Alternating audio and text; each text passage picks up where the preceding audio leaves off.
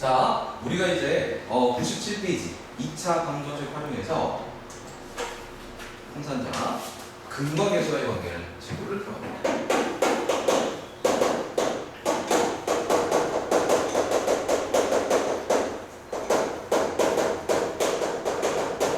자, 근과 계수와의 관계 이렇게 되어 있는데 근과 계수와의 관계 보시면 이 근과 계수와의 관계라는 친구는 여러분들 중학교 과정에서도 가끔 이제 사용은 되는데 이게 옛날에는 중등부 쪽에 있었거든요. 근데 갑자기 스물스물하더니 고등부로 올라왔어요.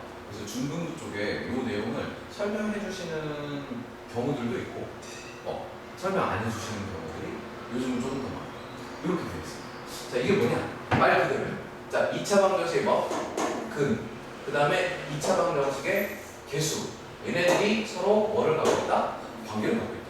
자, 2차 방정식이면 근이 이렇게 나오죠? 두 개 나오죠? 그럼 이 두 근에 무엇이 관계를 갖는데? 자, 두 근의 합.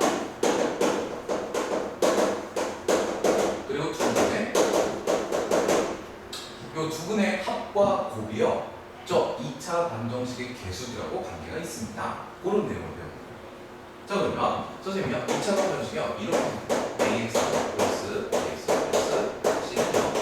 그래서 교재들은 어떻게 써놓냐면 요 상태, 지금 개수들이 a, b, c인 상태에서 얘를 갖다가 변형을 해서 요 알파벳 a, b, c로 두 근의 합, 두 근의 곱을 구한 걸 공식처럼 써놨어요. 근데 우리 근과 계수와의 관계는 이렇게 2차 방정식만 있는 게 아니라 3차도 있거든요.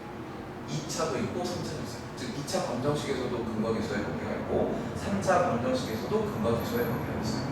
근데 걔네들을 다 통합해갖고 여러분들이 한꺼번에 좀 기억을 하신다고 하면 절대로 여기 있는 알파벳 A, B, C로 기억하시면 안 좋아요. 이러다 보고. 그래서 어떻게 해야 되는데, 자, 우리 2차 방정식만 자, 2차 방정식, 3차 방정식 근과 계수와의 관계를 할 때에는 우리는 여기 있는 2차 합 개수가 1이 되도록 만든다. 여기 포인트. 2차 함계수가 몇이 되도록 만든다? 1이 되도록 만든다.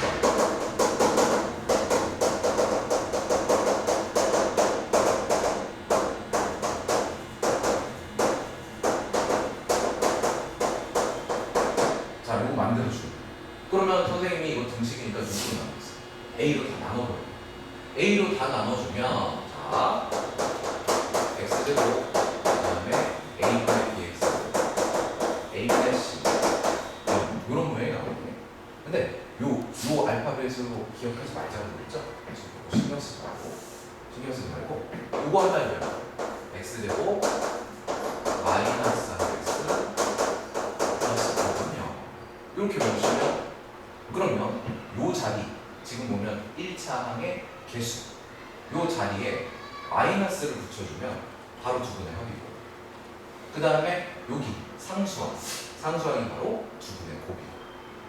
그래서 우리가 요 2차 방정식의 두 근을 알파 베타라고 하면 자 알파 플러스 베타 값 그 두 분의 합이거든요. 알파 플러스 베타 값 그 친구는 여기에 있는 요 1차 개수에다 뭐 붙여주면 된다? 마이너스 붙여주는 겁니다. 이렇게 이거죠. 두 분의 합은 1차 개수에다 마이너스 붙여주는 겁니다. 자 곱은 상수항 그대로 가고 이렇게 기억해 주시면 됩니다. 상수항 그대로. 자 그러면 우리 교재에서는 지금 2차 방정식 관련해서만 나와있지만 우리 하는 김에 3차 방정식도 해보죠.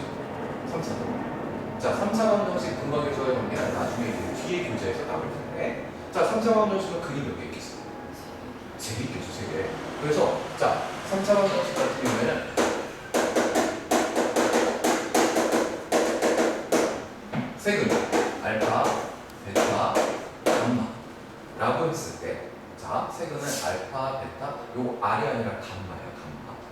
그래서 감마라고 해요. 감마. 이렇게 있는데 자, 우리가 3차 개수를 몇 개 만든 다음에 1이게 만든 다음에 1층이고 그래서 최고차 개수인 3차 개수가 1이 되도록 만든 다음에 그 다음 요 자리 2차의 개수 그 다음에 1차의 개수 그리고 상수항과 얘네들이 바로 이 세 근과 관계를 했습니다.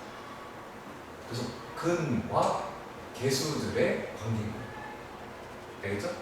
자, 이렇게 빈칸으로 남겨놓는 게 외우기가 더 쉬워요. 이렇게 해놓고 전에 곱셈 공식 하듯이 여기가 지금 x가 두 개 있어요.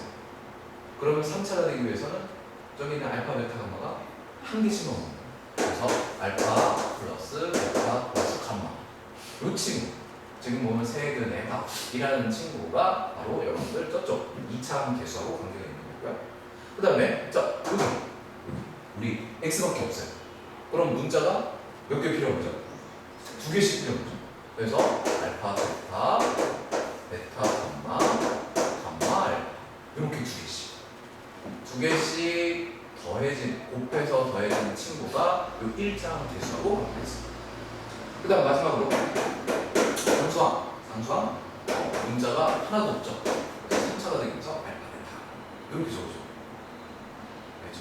그래서 상수항은 바로 알파, 베타, 감마 다 곱한 값이랑 관계가 있다. 이렇게 보시면 되겠고요.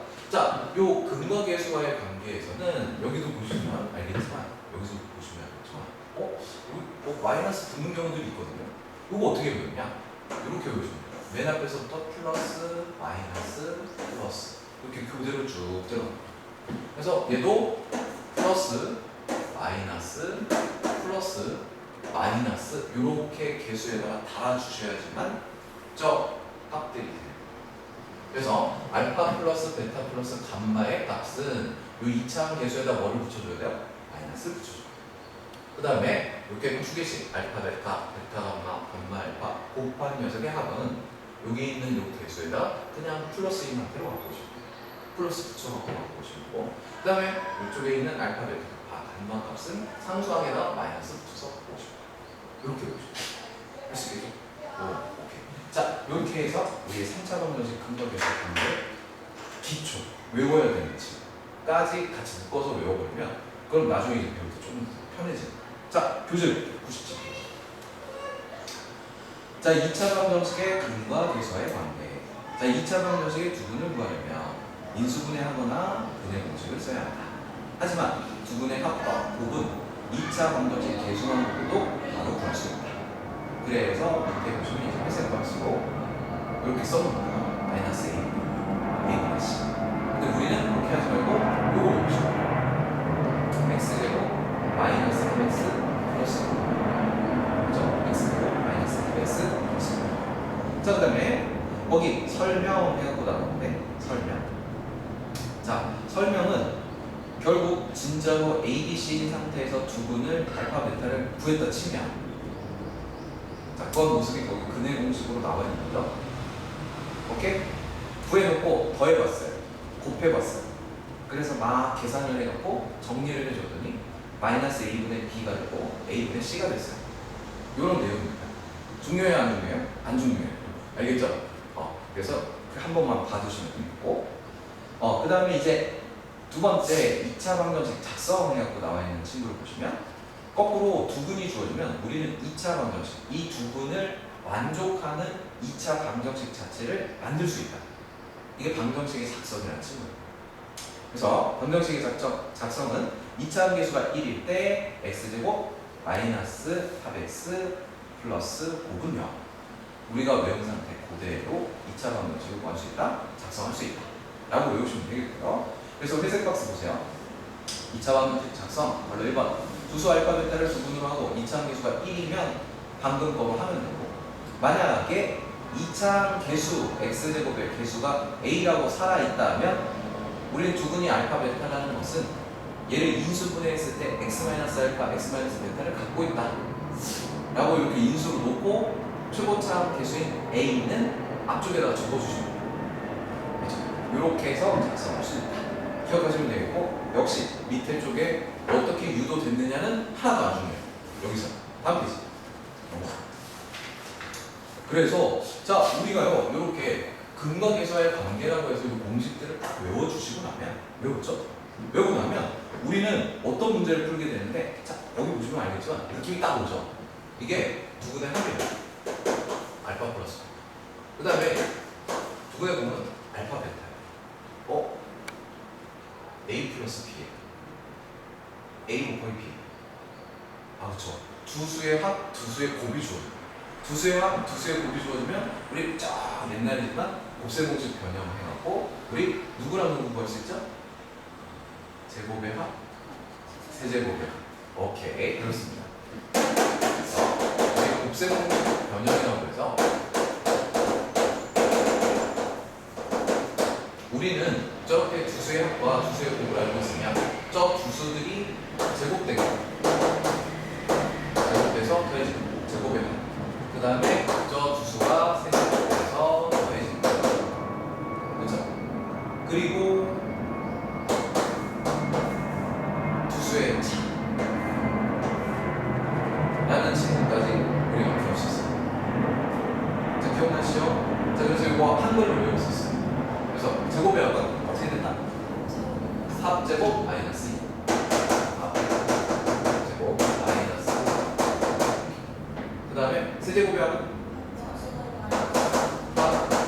세제곱 마이너스 3. 알겠죠? 그럼 차는 차는 어떻게 하기로 했었죠? 제곱하기로 했어요. 차는 뭐하다?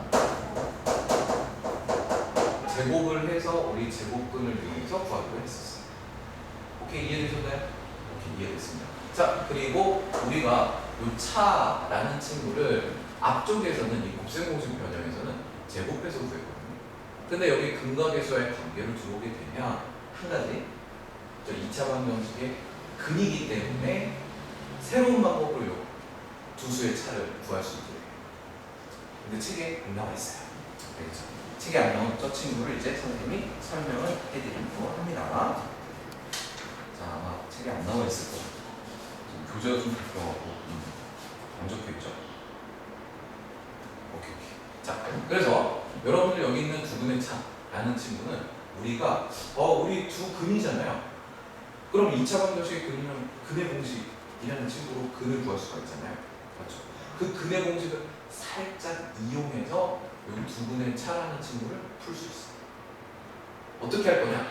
얘도 이 차라는 친구도 결국에는 근과 계수와의 관계에서 뭔가 어쩌고 해갖고 구하는 친구니까 먼저 2차 방정식을 이렇게 최고차한 계수가 1이 되도록 정리부터 합니다. 뭐부터요? 무조건 정리. 근과 계수와의 관계를 쓸 거야? 그럼 정리. 2차 계수가 1이 되게 만든다. 저부터 해놓고 한 다음 요 상태에서 자, 요 상태에 있는 요 계수들을 데려다가 우리 차는요 바로 루트 D에 요렇게 외워줘요. 자, 보세요. 여기 보면 선생님이 차라고 했죠. 알파, 베타 중에 누가 큰지 모르지만 큰 거에서 작은 걸 빼면 항상 뭐가 나와요? 양수만 나와요. 항상 뭐가 나와요? 양수. 그래서 루트 앞에 아무것도 없어요. 플러스예요. 루트에 넣고. 그 다음 선생님이 이렇게 대문자 뒤를 쓴 이유가 뭐냐? 절대로 짝수 공식을 쓰시면 안 돼요. 자, D가 판별식이죠. 여기 4분의 D를 구하시면 안 돼요. 알겠죠? 4분의 D 쓰지 마세요. 그래서 이렇게 정리가 됐어요. 정리가 되고 얘가 짝수예요. 그치만 차를 구할 때는 4분의 D를 쓰면 오답이 나와요. 이유까지는 몰라요. 그냥 이거 쉽게 구하기 위해서 공식을 외우는 거기 때문에 어렵게 막 왜 그래? 이거 고민하지 말고 그냥 루트 한 다음에 b제곱 마이너스 4ac를 꼭 하셔야 돼요.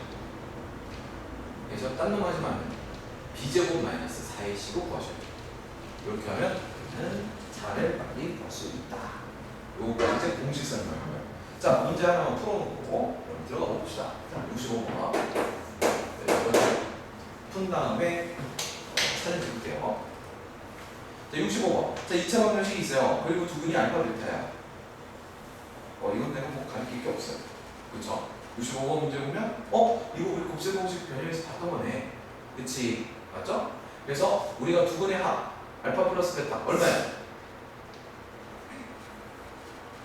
얼마야?